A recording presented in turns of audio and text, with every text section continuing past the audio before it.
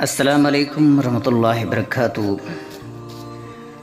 इहा तस्वीर जेका भी ॾिसी रहिया आहियो जे कंहिं ज़माने में हिन जाइ खे कंडवारी जे नाले सां ॼातो सुञातो वेंदो।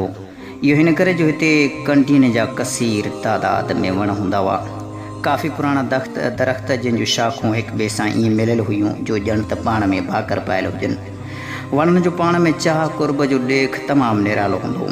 जॾहिं मुल्क ते मालिक पंहिंजी महर कंदो हो, मियोगी मुंद ईंदी हुई, खिवणियुनि जा खेल थींदा हुआ, ककरनि जूं कतारूं थींदियूं हुयूं, वॾ फुड़ा मींहं थींदा हुआ। मुल्क जा हारी बनियूं साफ़ करे ॾांदनि ऐं उठनि सां पंहिंजे खेतनि में पोख कंदा हुआ। ॾींहुं राति महिनत करे पंहिंजे बनीअ ॿारे में मसरूफ़ रहंदा हुआ। वरी पोख पचंदी हुई त अलाए त केतिरा पखियुनि जा वलर कतारूं करे ईंदा हुआ। ॻेरा वैया झिरकियूं कतारूं करे खेतनि में ईंदियूं हुयूं। पोइ उन्हनि जा सुरीला आवाज़ सुबुह खां शाम ताईं ॿुधण में ईंदा हुआ। माण्हू पंहिंजे खेतनि में कचा खूह, नेस ऐं वीरियूं ठाहे पाणी भरींदा हुआ। खेतनि में टारनि जूं बूंदियूं ठाहे रहंदा हुआ। सुबुह जो उथी पंहिंजे रब जी इबादत करे पंहिंजे कमकार में मसरूफ़ रहंदा हुआ। के पोर ते मज़दूर छांइ वठणु ईंदा हुआ त उहे सख़ी दिलि मायूं उन्हनि खे छांइ सां गॾु मखण जी लप ॾींदियूं हुयूं।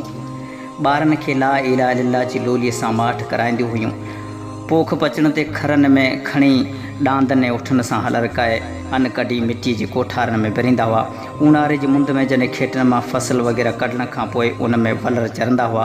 ॻोहियुनि मईयनि जूं छांगूं, रिटनि बकरियुनि जा वॻ ईंदा हुआ।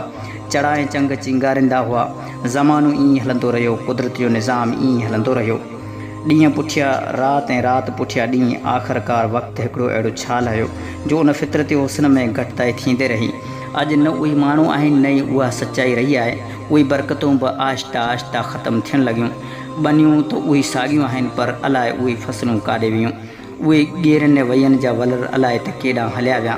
उहे वण जंहिंजे शाखनि में लोॾू ॿधी पेलो ॾियासीं, उहे कारे कोयले जे में तब्दील थी विया। न उहे मायूं आहिनि जेके ॿारनि खे ला इलाहा इल्लल्लाह जी लोली ॾींदियूं हुयूं। न उहे ॿार आहिनि जंहिंजे अखियुनि में वॾनि जी साञाए शर्म हूंदी हुई। ऐं न ई उहे जून आहिनि जेके आधी राति जो उथी करे पंहिंजे रब जी बारगाह में हूंदा हुआ। उहे वीचारा हमेशह जे लाइ असां खां हलिया विया। ॿुॿर कीअं ॿूराणा कंढियनि सिंगर साया, मूं वेतर ॻोड़ा वाया सारे सिपरीअ खे।